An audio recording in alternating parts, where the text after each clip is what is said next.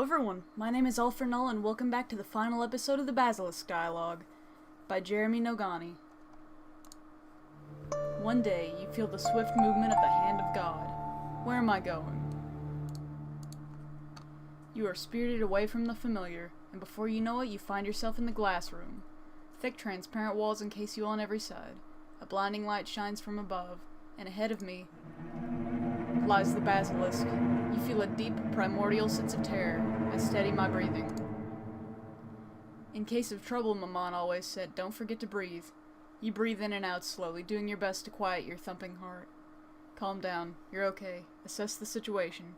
Has the Basilisk even seen you? If they have, there is no indication. Beneath their glistening, scaled skin, the monster's dark eyes show no movement, no hint of emotion or thought.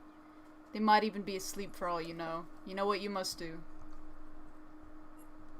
I have to escape. But how? Around you, smooth glass walls stretch high to a dark roof, where a long white light burns furiously. You came in through the roof, of that you are certain, but whatever entrance was there has since vanished. It seems there is only one possible means of escape. I must break the glass. You lack the weight to simply tackle your way through solid glass, of course, but perhaps with the assistance of a tool, such a feat might be possible. You look around at the wood and rocks half buried in the substrate around the room. Maybe this rock. Do you intend to escape, Mouse? The Basilisk's deep, gnarled voice shatters your train of thought. You wouldn't be the first to try, but I'm afraid such an action is not possible. These walls are too thick for even myself to break, and the surface is too smooth for any rodent to climb. Your gut informs you that the beast is not lying. Are you going to eat me? Maybe, says the Basilisk. It has been 6 months since my last meal, and I am rather hungry. But I have grown weary of the routine, the predictability. To eat without purpose is to taste nothing. The Basilisk uncoils a little to address you directly. What do you think? Should I eat you? What does my opinion matter? You're the one with the power here. I do have the power, says the Basilisk, but I wish to consider your opinion when I make my decision. You choose your words carefully. My opinion is that you should not eat me. And why not? Says the Basilisk. Because I do not want to be eaten. That's enough of a reason in itself. The Basilisk sighs. I suppose that's an answer, albeit an uninspired one. It's almost circular reasoning. It's not circular. If I had said, you should not eat me because you should not eat me, then that would be circular. But I instead clarified why by asserting my wants, my own desires. This is an important distinction.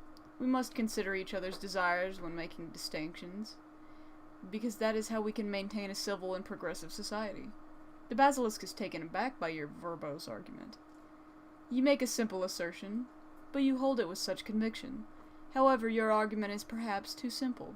My desire is clear, as is yours, but our desires fundamentally clash. How will a compromise be reached on such a black and white issue? The Basilisk has a point. There is no way this situation will resolve itself with both your desires fulfilled. You both sit in silence for a minute. The Basilisk yawns. This line of debate is going nowhere. It is too circular, too academic. Let us try a more intimate line of questioning. Like what?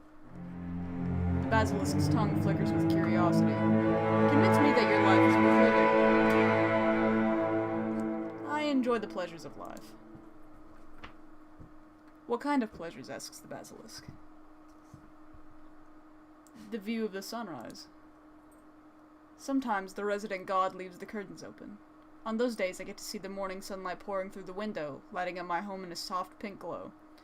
There is a simple beauty in the first moments of the morning sun that I haven't seen anywhere else. To say that you enjoy the sunrise is a cliché, says the Basilisk, but I see your sincerity. You generally take pleasure from something so simple. Perhaps, in my search for purpose, I have lost track of the small moments of happiness that can be found everywhere. The Basilisk's brow furrows. This conversation has given me a lot to think about, but we have talked enough, and now I need to deliberate and come to a decision on your feet. The Basilisk turns away, and they start mumbling, ruminating over the day's proceedings. Have you been convincing? You can only hope. The verdict? I have made my decision. The Basilisk's tone is hopeful, almost cheerful. I am not going to kill you. Thank you. Oh, you say cautiously. Thank you. But if the resident god finds you alive, he will kill you himself, and that would render this whole discussion pointless. Quiet. So I am going to help you escape. The basilisk slithers and uncoils, ring up until the tip of their snout touches the ceiling. They push upwards even further, revealing an unhinged door that opens outward. The basilisks lie still, their body providing a steep bridge from the ground to the outer world. What are you waiting for? Climb up. Climb the basilisk. You jump on the basilisk's tail and start to ascend their scaled back. The beast's skin is deathly cold, but you feel the soft thumping of a heart deep inside. Soon you find yourself perched on top of the basilisk's head, standing high above the glass room below. From this position, you realize that the beast is vulnerable. At this very moment, and this moment alone, you are the one in power. A dark thought passes through your head, but the whim leaves as quickly as it arrived. You turn your attention to your newfound freedom.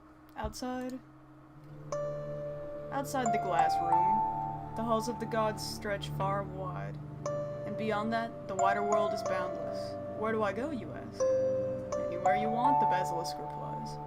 You aren't used to such liberty. You love it. Freedom end. Basilisk status? Merciful. This has been the final episode of the Basilisk Dialogue, a wonderful text-based game by Jeremy Nogani. I'll see you in the next series.